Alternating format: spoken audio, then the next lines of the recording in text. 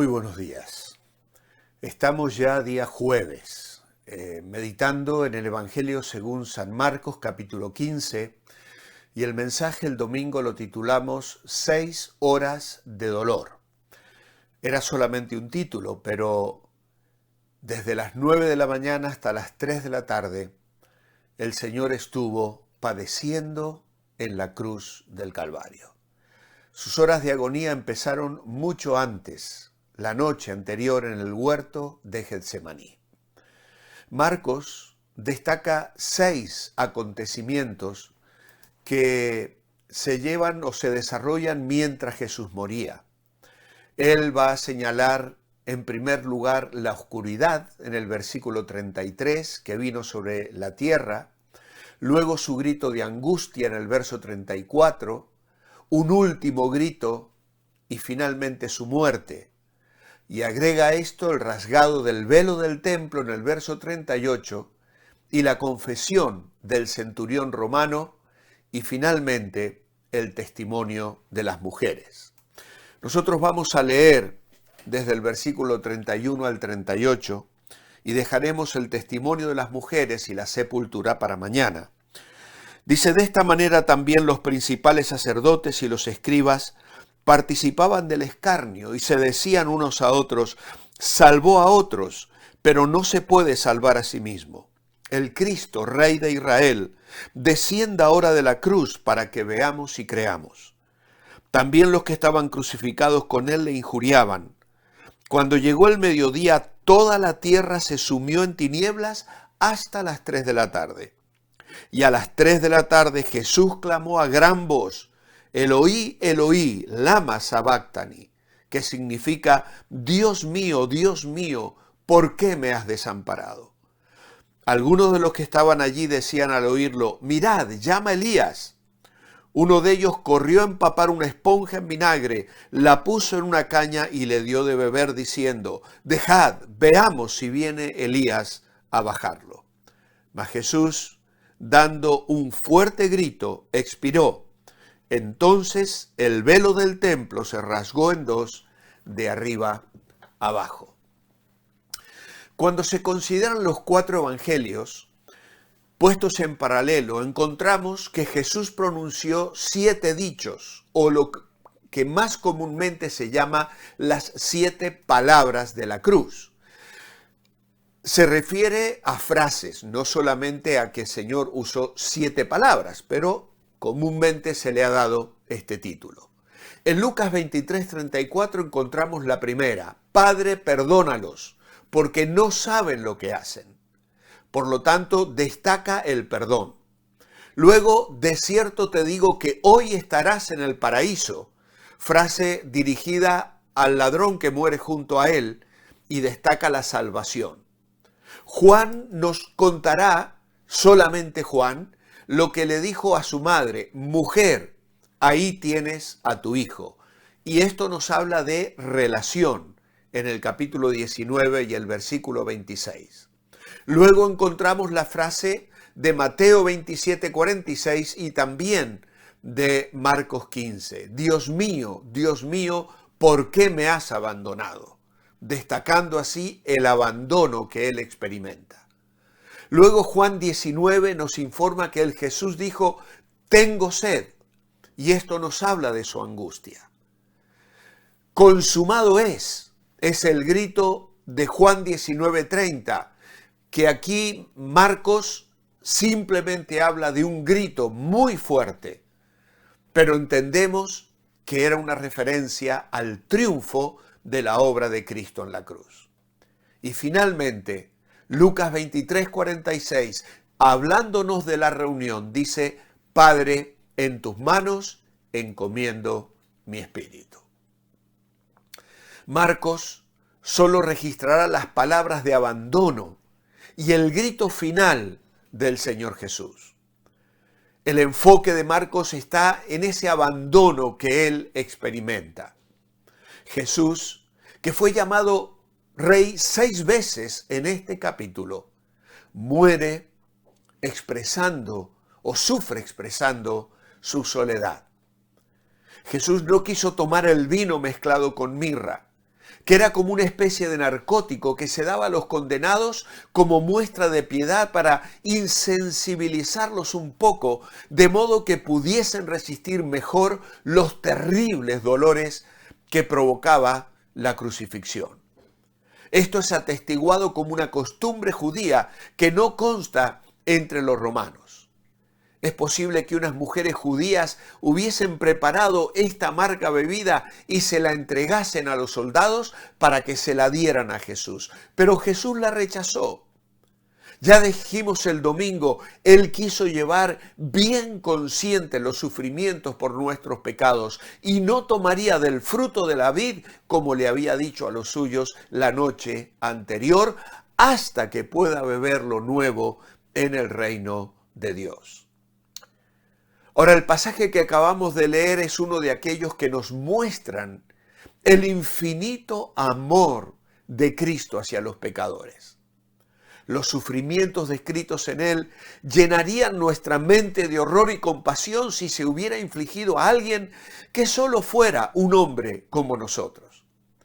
Pero cuando reflexionamos en que el que lo sufrió era el Hijo eterno de Dios, nos maravillamos, nos llenamos de asombro.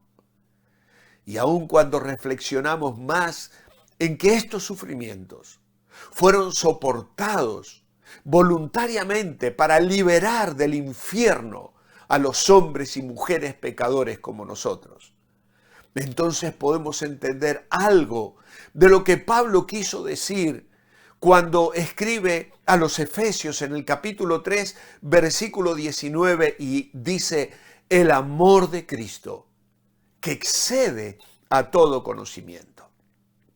A los romanos en el capítulo 5 y versículo 8 les dirá más: Dios muestra su amor para con nosotros en que siendo aún pecadores, Cristo murió por nosotros. Encontraremos útil examinar por separado las diversas partes de la pasión de nuestro Señor. Sigámosle paso a paso, desde el momento de su condenación por parte de Pilato hasta su última hora sobre la cruz. Hay un profundo significado en cada instante, en cada jota, en cada tilde de sus sufrimientos. Todos fueron notables símbolos de verdades espirituales. Y no olvidemos al meditar en la maravillosa historia que nosotros y nuestros pecados fuimos la causa de todos sus sufrimientos. Cristo padeció una sola vez por los pecados, el justo por los injustos, para llevarnos a Dios, dirá Pedro en su primera carta, capítulo 3, versículo 28. Jesús fue crucificado alrededor de las 9 de la mañana junto a dos ladrones. Los soldados, cumpliendo las profecías de la Escritura, sortearon las vestiduras de Jesús a los pies de la cruz. El reparto de ropas era un derecho adjudicado a los soldados que ejecutaban la sentencia. Y en esto la iglesia de aquellos primeros días vio el cumplimiento del Salmo 22, que además describe otros padecimientos de Jesús. Porque cuando el hombre estaba haciendo lo peor, Dios todavía estaba en control y llevaba a cabo sus propósitos soberanos. Lo que los hombres llevaban a cabo en planes de maldad, Dios lo estaba permitiendo en su bondad para derramar salvación sobre toda la humanidad. El título colocado sobre la cruz, el Rey de los Judíos, señalaba a Jesús como un agitador político, pero decía la verdad en un sentido más profundo. Además, aquello fue proclamado en distintos idiomas para que todo el mundo lo pudiese leer. La gente ante aquel espectáculo dantesco debería haber guardado silencio, pero no fue así. Las burlas continuaron, tanto los que pasaban como los principales sacerdotes y con ellos los escribas y los soldados. Los propios ladrones le injuriaban hasta que uno de ellos cambió de actitud observando la respuesta de Jesús, aunque no es Marcos el que nos informa de su conversión. Es Lucas quien lo hace. Lo que sí registra Marcos es los milagros de las tinieblas que vinieron sobre la tierra y la rotura del velo que se rasgó de arriba abajo en el templo. El camino a la presencia de Dios ahora estaba abierto por la muerte de Cristo. Como hemos explicado el domingo, a Jesús no lo mataron. Él entregó voluntariamente su vida. Su clamor, Dios mío, ¿por qué me has desamparado?, fue para que sepamos que el Padre abandonó al Hijo, para que nosotros nunca podamos ser desamparados. Él puso su vida para que nosotros la pudiésemos obtener. Ese grito es el más desgarrador de toda la Biblia. Citando el Salmo 22, identifica a Jesús como el justo de aquel salmo sufriente, donde en el Salmo 22 se presenta el sufrimiento de la cruz desde adentro. Nuestro Salvador gritó en arameo, su lengua materna, Eloí, Eloí, lama sabactani, que significa, Dios mío, ¿por qué me has abandonado? Y el grito no era de dolor físico, confusión psicológica o temor a la muerte. No, era el grito del Hijo de Dios, que ahora experimentaba algo que nunca había conocido en toda la eternidad: la separación y el abandono de Dios. El grito de Jesús y las tinieblas que cubrieron la tierra declararon la misma verdad. Hubo un verdadero abandono del Padre al asumir Jesús cada pecado de cada hombre, mujer y niño. Isaías 53:6 lo expresa. Nosotros nos descarriamos como ovejas, cada cual se apartó por su camino, mas Él cargó en Cristo el pecado de todos nosotros.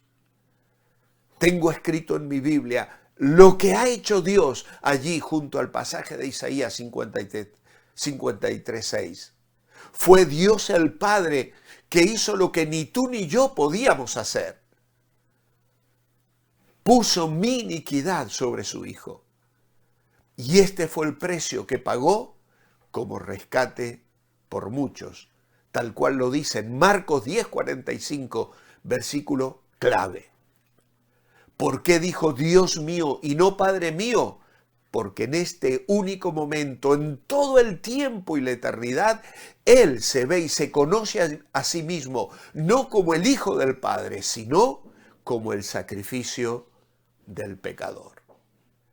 Y algunos interpretaron que estaba llamando a Elías y esperaron probablemente con una burla adicional para ver si Elías venía a bajarlo. Pero el Padre no interviene allí para perdonar a su Hijo. El gran Rey moriría como sustituto del pecador. Dios separado de Dios, ¿quién puede entenderlo? Es posible que yo nunca lo entienda, pero siempre, siempre le alabaré por ello.